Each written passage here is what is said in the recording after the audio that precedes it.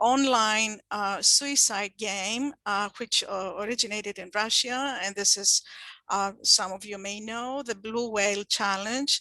And there is documentation, it's not just, news media stories, that there's a connection between this game and us inciting suicide. So we do know that the administrator of the game has pleaded guilty to inciting suicide, and this involved the death of 14 girls. So this is not just in Russia, but elsewhere as well.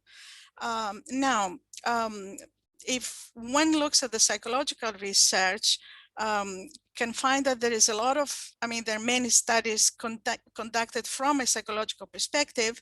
However, those studies have not considered some key theories and concepts from the field of digital communication, which I think might have been useful in the analysis of this very complex problem.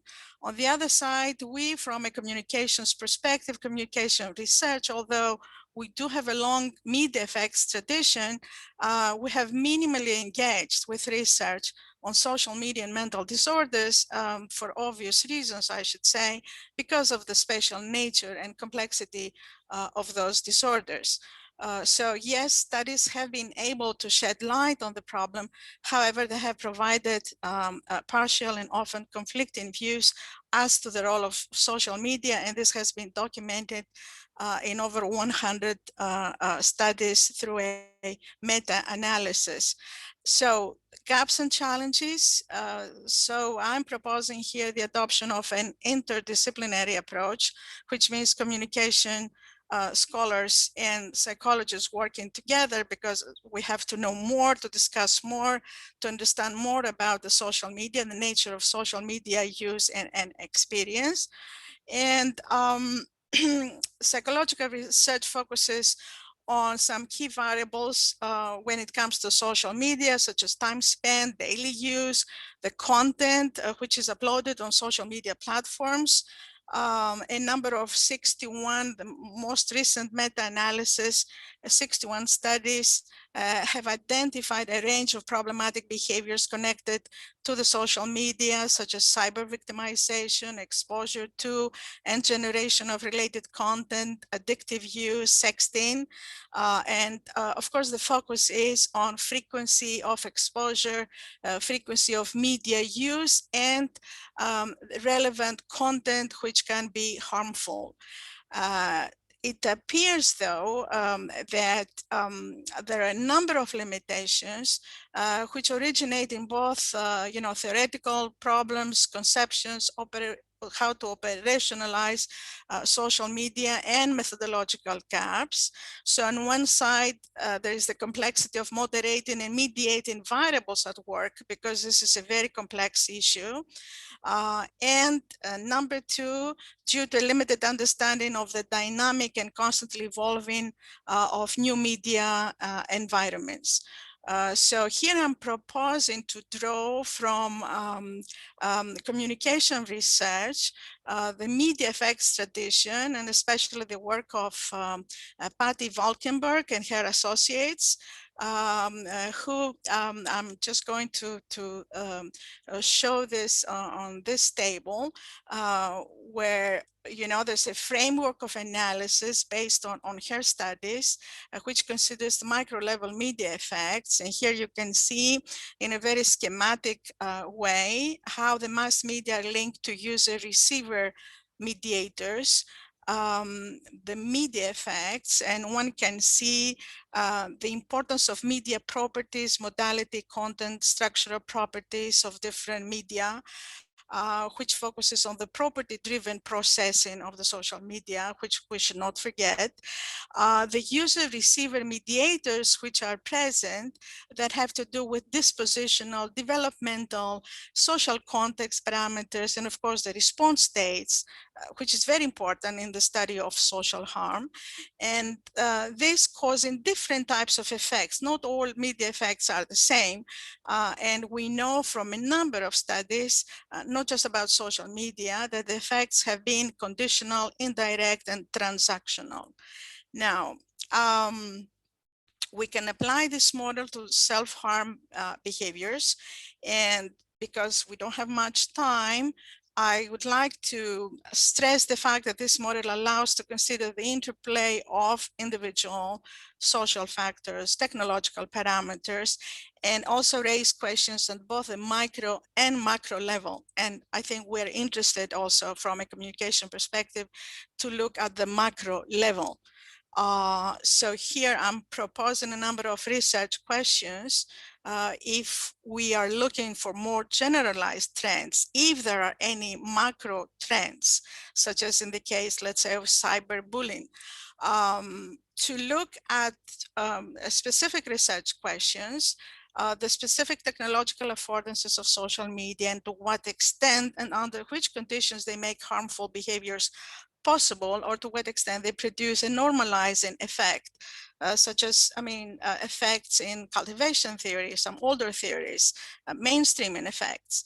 The specific characteristics of online communities should be investigated and their connection to harmful behaviors, if there is any correlation there. The relation between online and offline behavior when the boundaries are increasingly blurred.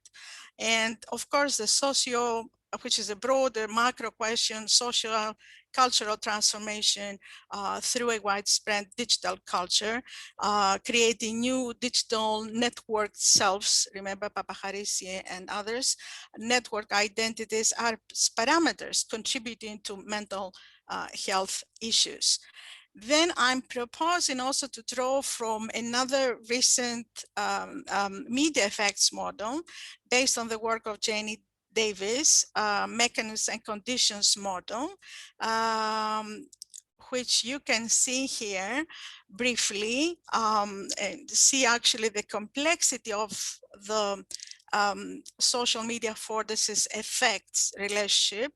On one side, the social media effects, looking at the technological features of social media networks, looking at the specific mechanisms because they're not all the same.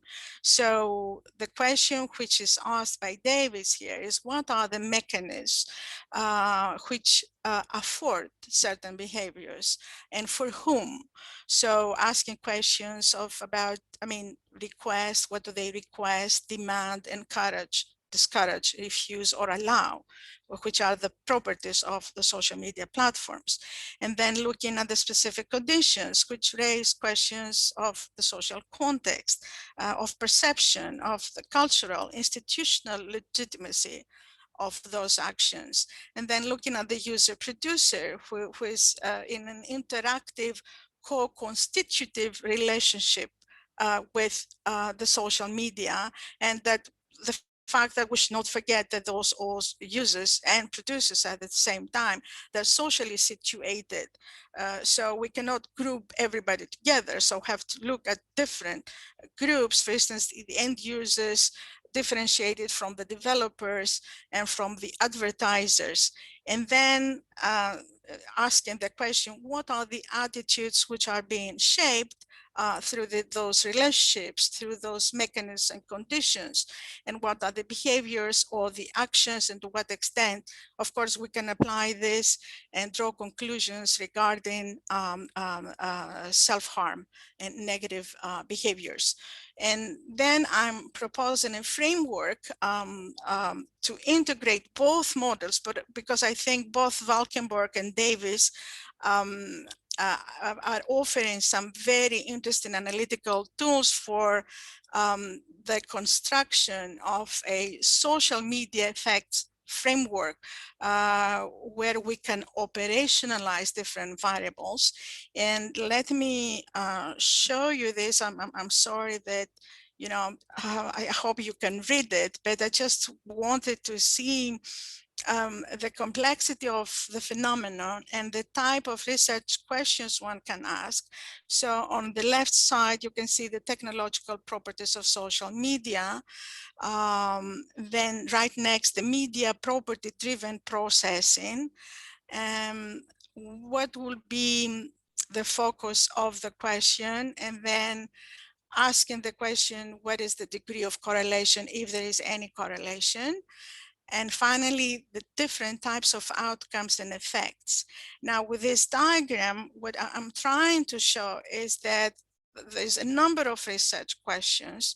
And if we look at those questions, not in a static, but in a dynamic way, one can perhaps enhance our understanding of the relationship between the social media use experience and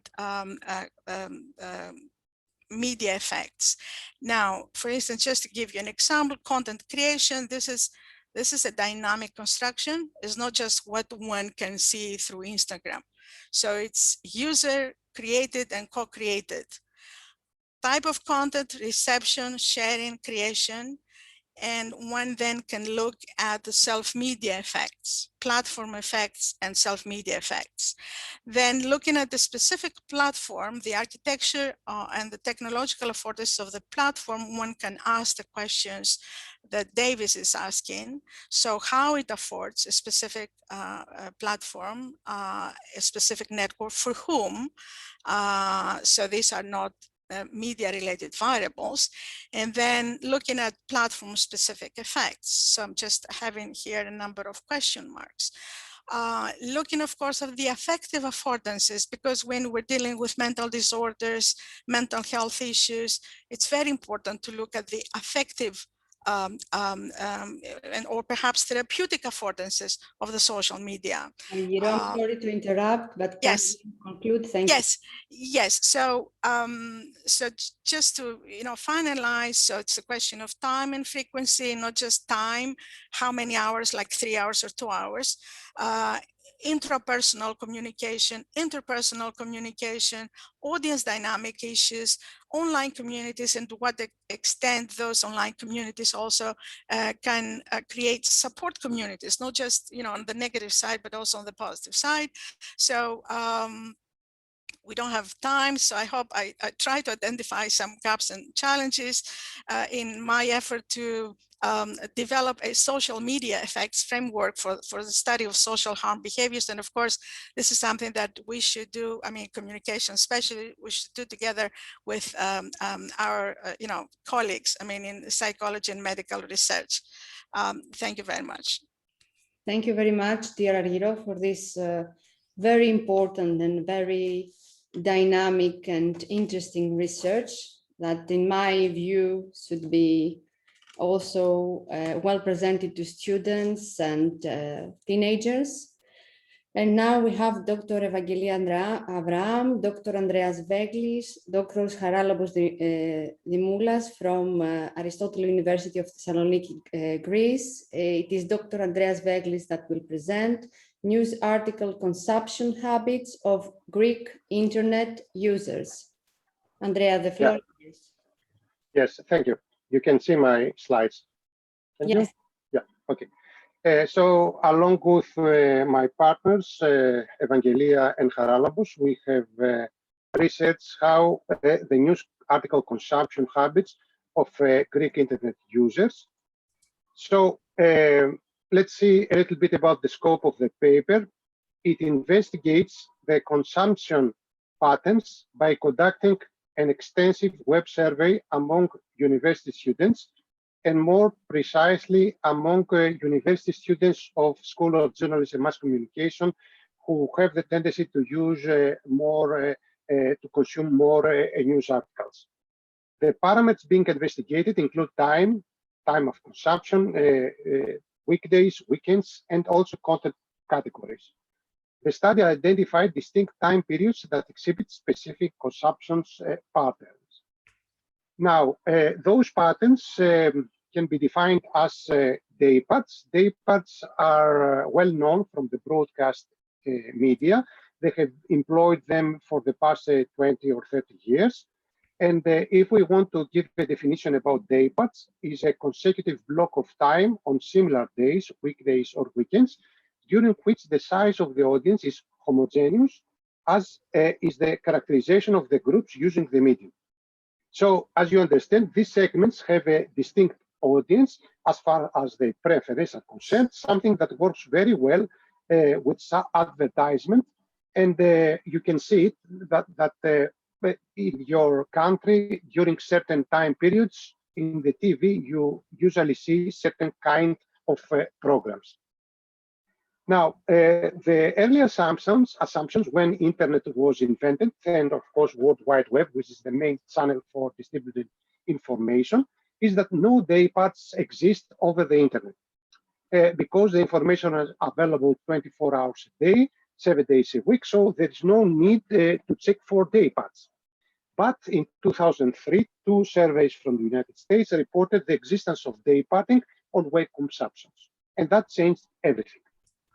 Many scientists have studied the day parts on news consumption and generally in consumption content from the World Wide Web, and they suggested several, let's say, models of day parting. Those models can include many many different day parts with different characteristics, and in many cases those characteristics are affected from various parameters based on the country where we study. For example, if you can see in the center column of Newell and al. From 2008, we have the morning drive and the afternoon drive, during which the consumption mainly happens from the radio of the car. Of course, in Greece and in other countries, things may differ. We have done a similar study in 2014, and we have identified 4 different day parts. Of course, many years have passed since 2014, and this particular study was based on consumption data from 2 specific news websites. Now, in our case, we done a web survey via an online questionnaire, which was implemented on Lime Survey, which is available on Aristotle University. The time period was from the 15th until the 25th of May of 2021. The participants asked 15 close-ended questions, and the dissemination took place through the school's official mailing list, through the university learning platform, and other official channels of the School of Journalism and Mass Communication. It is worth mentioning that all ethical approval procedures and rules suggested by the Committee of Research Ethics and Conduct of Aristotle University of Thessaloniki were followed. Now, 171 participants took part in this survey. 153 we had 153 completed questionnaire and 18 partial completed. The majority of our sample were female because this is a characteristic that is based on the percentage of female that we get in our school. More than 3/4 are females, and only 27% are males. The majority of them, 83%, belonged to the 18 to 27 age group, and another 11% was a little bit older, 28 to 37. As far as the education level is concerned, as you can see in the table on the right, the majority of them were higher education students, but we have some other categories as well. Now, going rapidly to the results, as you can see on the left slide, on the left graph, the majority of the users employ a smartphone. This is an indication that smartphone seems to be the medium of the future. Of course, 97% of them also had a laptop, and only 52% had a desktop. The tablet seems to fall behind. Only 39% of the participants had a tablet. As far as the usage, the social media that they employ, that they use, and the frequency of use, the results were quite interesting. Instagram seems to be the social media that the majority of most of our users, the participants, use. And you can see that 26% is always online, and another 33% is online several times a day. The next social media was YouTube.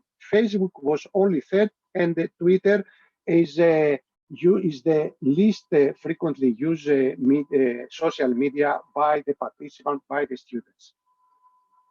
Now, moving to the methods for staying informed, on the left graph, you can see that the majority of the students prefer media websites. This was asked in the Likert scale question with a rate from 0 to 5.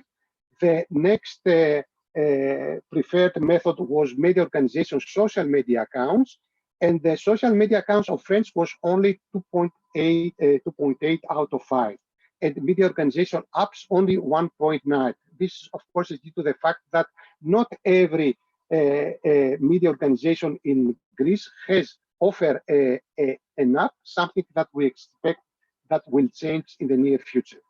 As far as the types of news, category of news that they consume, you can see on the right graph that the majority of them are interested in society news.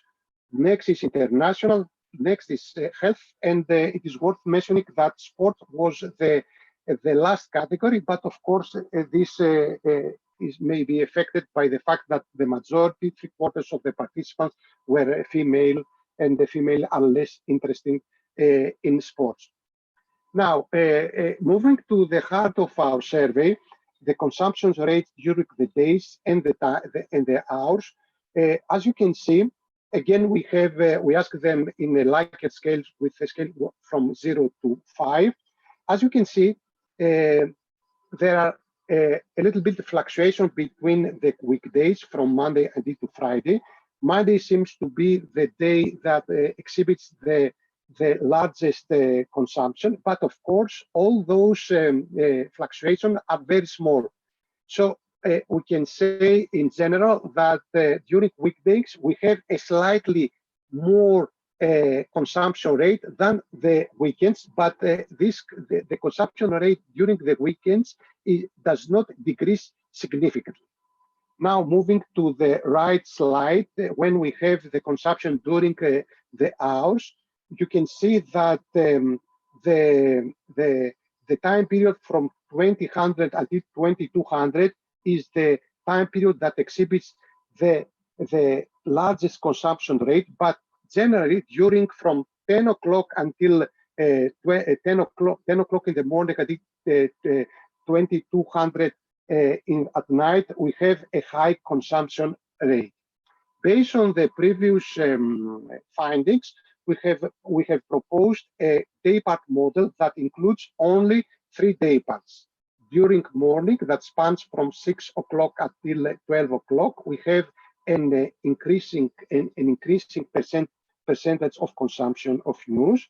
During the day, from 12 o'clock until 2200 hours, we have a, let's say, steady high percentage of consumption of news.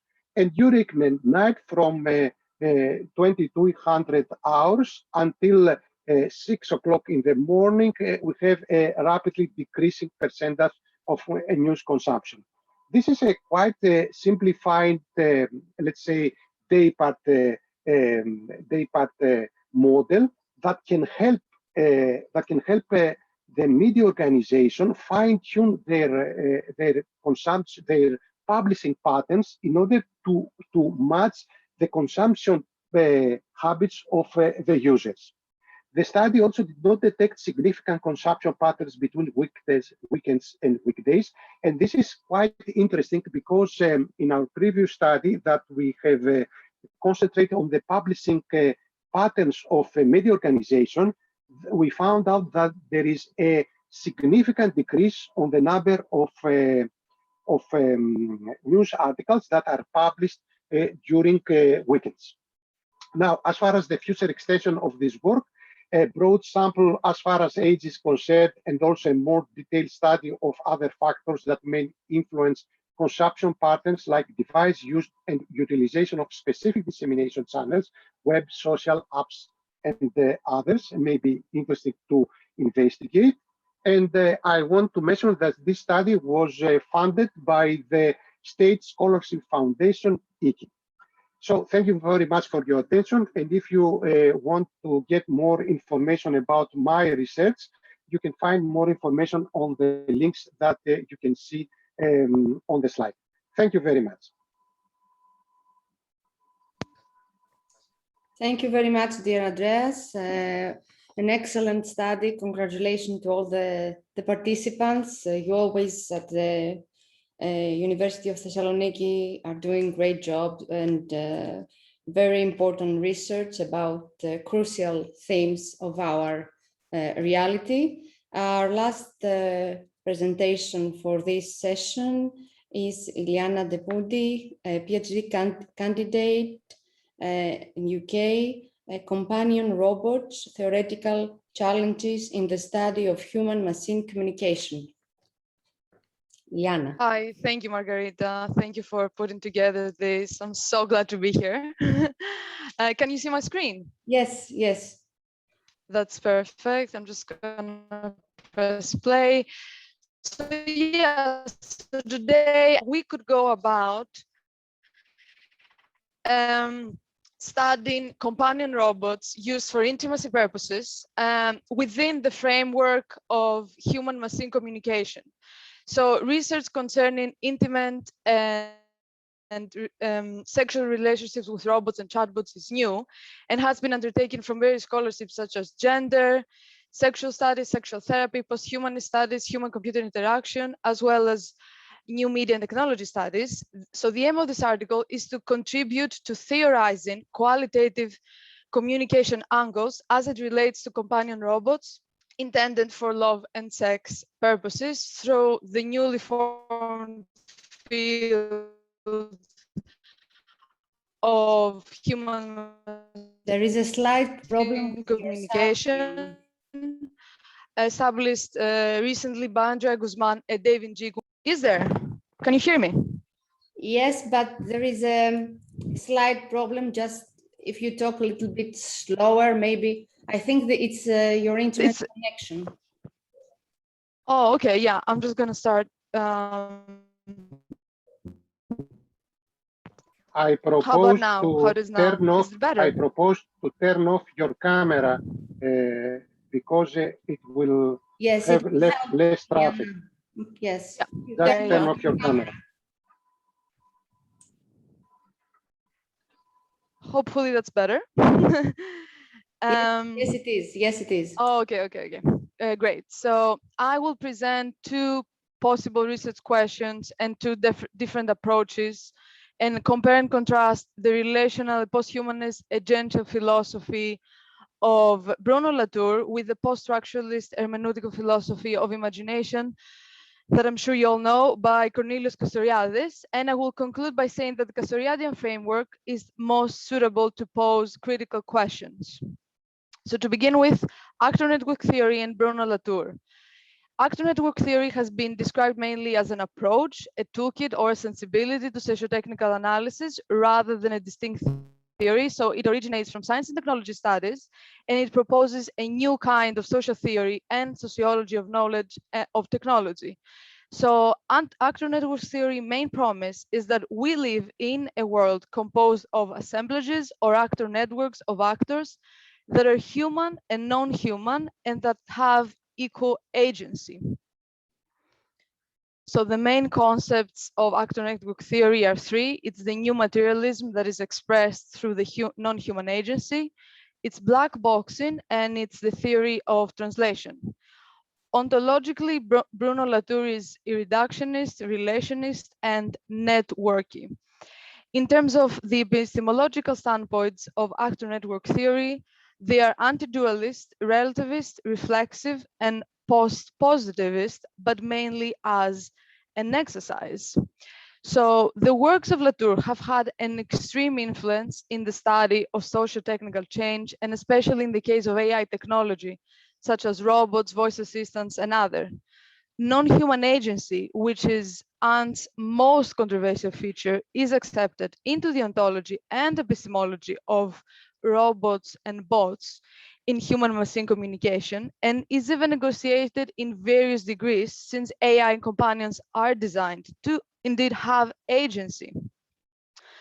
So after briefly explaining the ontology, the epistemology, and the main premises of actor-network theory, we can see that there are some specific research areas arising. For example, one can examine the relational agency of robots during sexting and role-playing. One can map out the intimacy assemblages of developers and users and pornography laws. Joined from translation, one can examine the campaign against sex robots as an obligatory passage point. And lastly, one can explore inscription of sex and roleplay by the developers in companion robots and chatbots. Moving on to the socio-technical imaginary and Cornelius Castoriadis. Castoriadis' philosophical approach combines psychoanalysis, anthropology, and political philosophy to map out a theory that bridges the chasm between the individual and the social through the utilization of the concept of imagination in a twofold manner. The main concept of the socio-technical imaginary of Castoriadis is indeed the socio-technical imaginary. Ontologically, the imagination is at the center of the theory, with the psyche and the social imaginary bridging the chasm, and then the self-constitution as we know it in Greece, autopoiesis. In terms of the epistemology of Cornelius Castoriadis, there is a damning critique of modern epistemology, a critical examination between science and ontology, while rethinking knowledge, making an inherent thought. So Castoriadis is again scientism and instrumentalist logic. In terms of approaching the subject, so similar to Latour, Castoriadis argues for the social construction of technology. However, by tracing technology within the capitalist imaginary, Castoriadis makes a case against the capitalist pseudo-rational mastery of the world, which he describes as meaningless and impossible. So Castoriadis strongly opposes technological determinism and rejects neutralist approaches to technology. However, Castoriadis doesn't avoid essentialism altogether when he claims that we can only discuss modern technology in terms of capitalist technology. So in this case, it is crucial for researchers to investigate what are the implications of the black boxing, to use a Latourian term, of technology as mere capitalism. So the socio-technical imaginary, as established by Justinov and Kim, is a suitable and useful tool to critically investigate companion robots. The research area arising and the possible research questions are the following. We can find what are the socio-technical imaginaries of intimate relationships and sex developed when using a companion robot, explore the role of digisexuality and erobotics in shaping new and existent socio-technical imaginaries of sex and love. We can uncover the dystopian socio-technical imaginaries of sex and love robots as presented in popular culture or even developed by the robot users themselves. We can also examine what and how companion robots for sex and love may contribute in the reimagination of pornography in relation to avatars. And we can also investigate what forms of intimacies are favored by companions robots as belonging to wider capitalist technology apparatuses. So the main argument is, why is the socio-technical imaginary suitable to examine companion robots for intimate relationships and not the Latourian framework?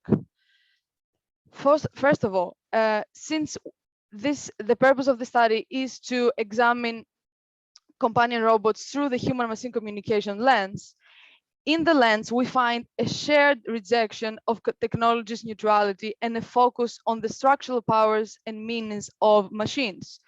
So this results in, basically, we see that then that Latour's repudiation of structure and agency leaves little room for critical and political research. So because it seeks to dismantle the social and the causal effects of social structure forces.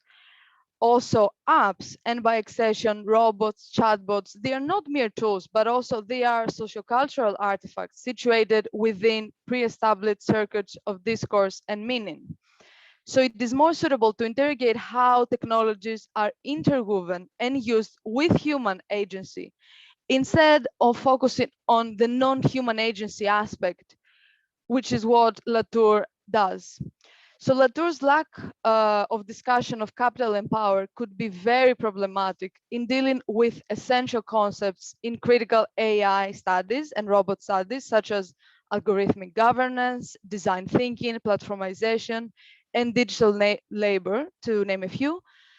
So, and also just purely in terms of theory, the triptych of meaning, materiality, and morality, which can be found in the Latourian theory, can be also preserved in the concept of the social imaginary. So to conclude, in this presentation, I briefly explained to you how the research topic of sex and love between humans and robots can be framed within the human-machine communication inquiry.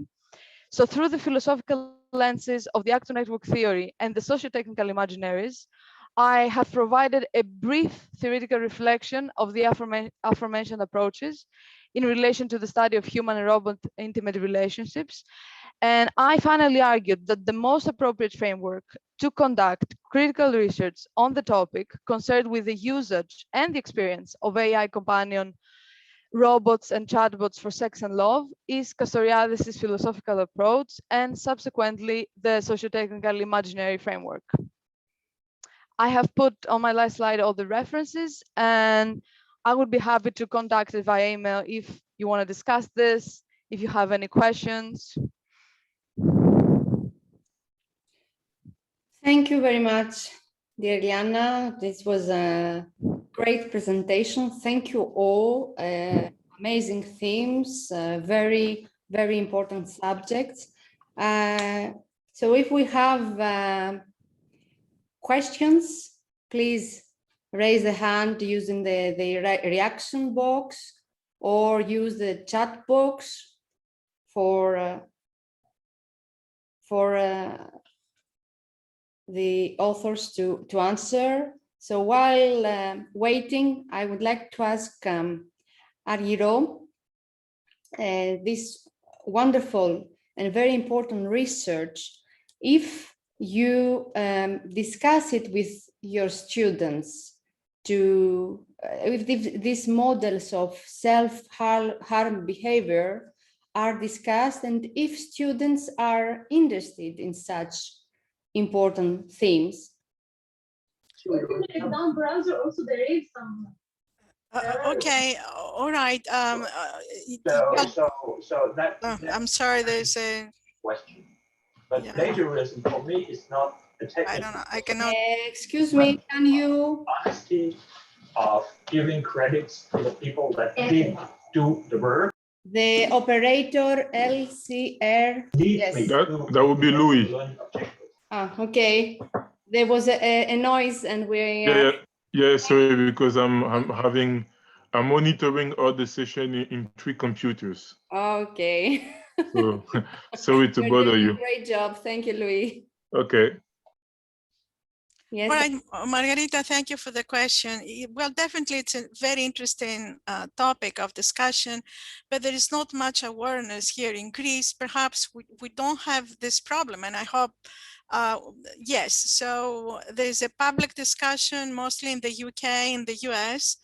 And of course, when I have the chance, I mean, depending on the classes I teach, I always raise those issues, but it seems that so far in Greece, I'm not quite sure about the numbers that we don't have like a similar problem, but in the UK right now, there's a high percentage, it's 10% of the young people self-harming themselves. This is a very big percentage. So it's an alarming trend.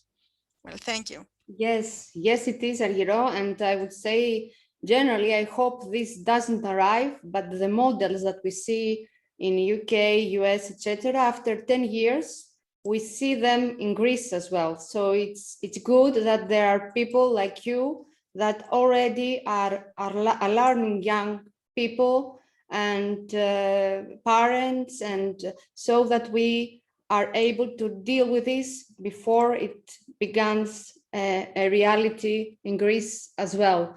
I remember an incident when I was in France. I was responsible for a ballet. So kids from 6 to 16 years old, And I used to see them with their mobile phones while we were eating. So they were communicating with others. And I didn't have the experience of this because in Greece we didn't have this. So now, today, after about 20 years, I see this all the time, and with kids of very young age. I also try not to give a mobile phone to my kids that are very young, 5 and 6 years old, but it's difficult. And what we see abroad is coming in Greece, so it's very nice to have people like you that are starting making research, and congratulations.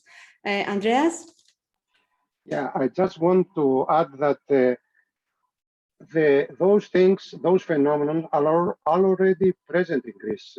We have some incidents with blue whale, for example, a few months ago, just before the pandemic, I think, and it was in Kefala, I think. They are here. So it is very important to investigate all those phenomena. And of course, having two daughters in the age of 15th, I know very well what is happening. The only thing I can say is that they need to be aware of what is happening and how revealing information about themselves may harm themselves. This is very important. But of course, scientific investigation like Argyro is done is very, very useful. Thank you. Yes, Andreas, thank you. Yes, so this should maybe alarm Argyro more now to try and do more research with her students and alarm people. This is a great thing that educators dealing with such important themes should do. So I don't know if we have any other question. I would also like, okay. Let's, Begam, yes? Thank you. My question is to Argyro Kefala. She talked about cyberbullying. So I want to ask what kind of policies for your research did you also make some analysis about what kind of policies the governments are implementing to fight cyberbullying among adolescents? Are there any legal mechanisms, or it's just in the discourse of the politicians? Thank you. Burak, say also your speciality as we. Okay, thank you. I am from Istanbul. I have a PhD in political science. At the moment, I'm an independent researcher. Before that, I used to work as an associate researcher in French Institute of Anatolian Studies. Thank you again for this opportunity. All right, thank you for the question, Begum. I'm not sure if I can answer this because my research does not cover this part, but definitely cyberbullying is here, is everywhere. I have not researched this part, but definitely as a society, we should be doing more. So it's about raising awareness on those issues. And there are many ways to do this, not just through the government, through the Ministry of Education. I think educational institutions also should do more on this. So there are mechanisms.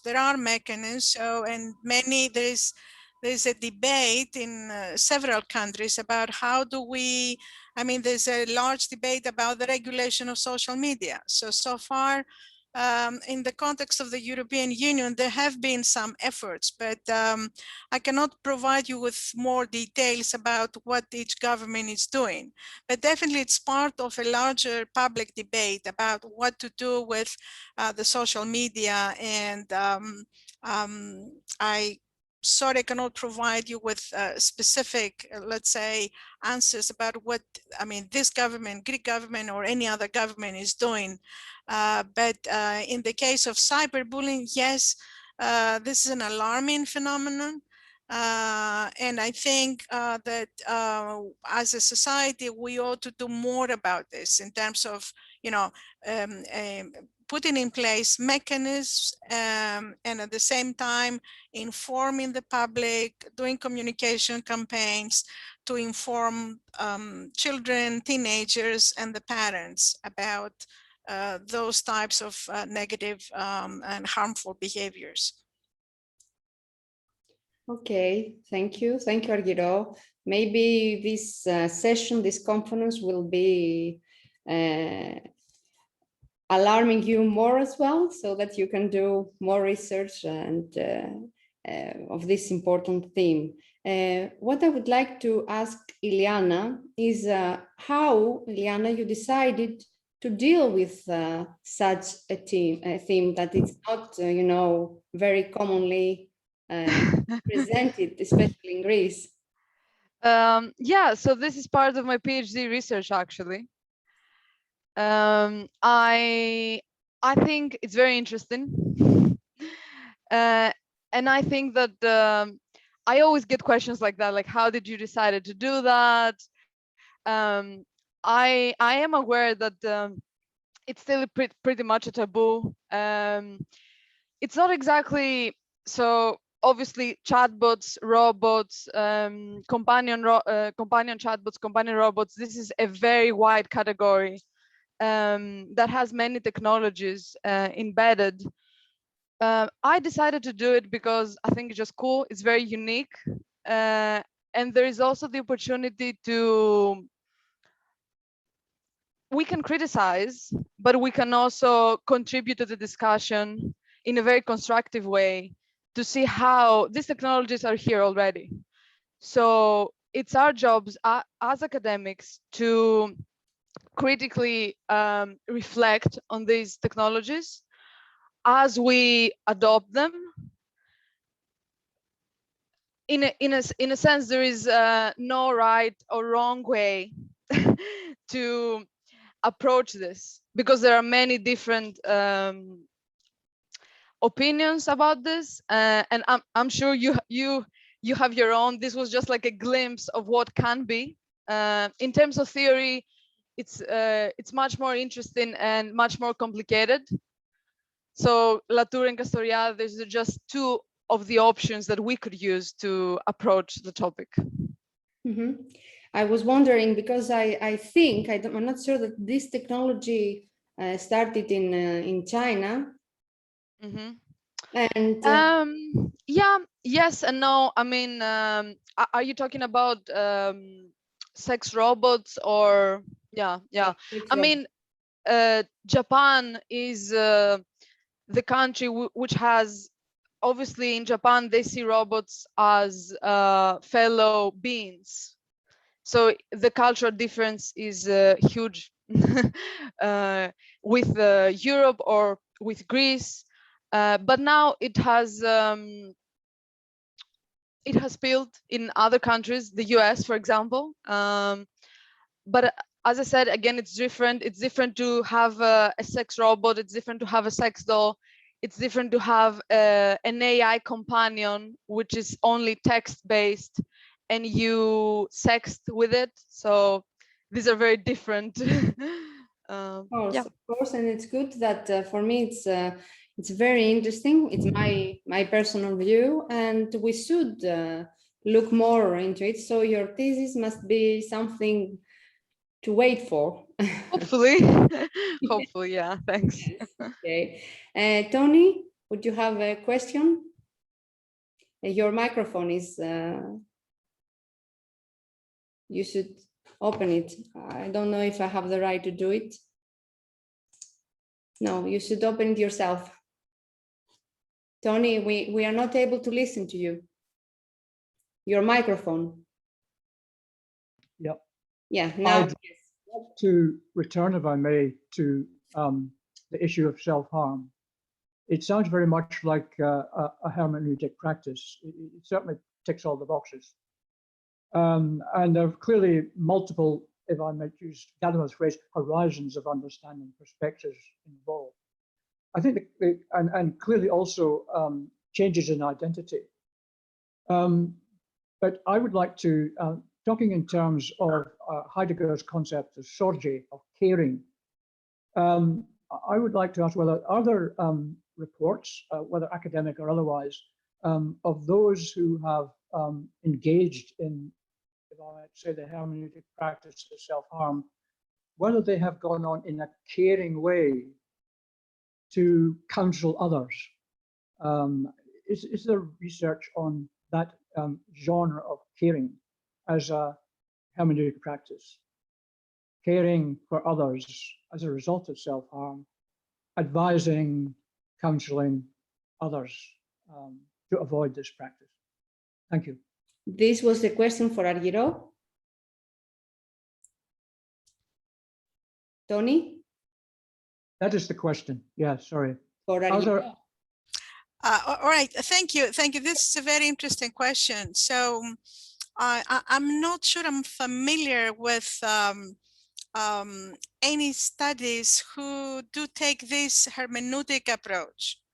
To be honest with you, I did not come across any study or any analysis, but it's definitely, it's very interesting because this is a hermeneutic approach to caring. So most studies, they try to investigate because the focus of my discussion is what can we do more to present like a better view of the social media and all other mediating and moderating variables to investigate this relationship between self-harm and the social media. On the positive side, there have been studies which raise the issue of how can we use social media through online communities to mitigate those risks. So yes, there are positive readings, how to care. So perhaps this is, it's close to what you just described, but I have not seen any application, specifically of a hermeneutic approach, the way you put it also in your analysis, which I found very interesting because it's hermeneutics and also it's ethical practice at the same time. So there's not much discussion about, the ethical part, but I'm sure we can relate this to a hermeneutic approach to caring and see how we can provide those mechanisms through online communities and social media practices to care and to offer, solutions to help those people. So yes, it's a very interesting question. I'm sure there will be, studies in that direction as well. Thank you. Yeah. There are also issues of power and politics clearly involved as well. Thanks very much for your response. Thank you. Okay, thank you very much. Do we have any other question? Okay, then, so before closing this session, just a word to Andreas. I have already said that this the University of Thessaloniki and what he does is very, very important, and maybe this should be distributed to other universities for students and younger people to know better, because all these studies about internet users, about fake news, about the reality of today, and of course what the other presenters, as we already said, presented today, should be distributed for young people to know, to be alerted, and to choose and react. So thank you very much, and we will meet at 12 o'clock. I will just stop.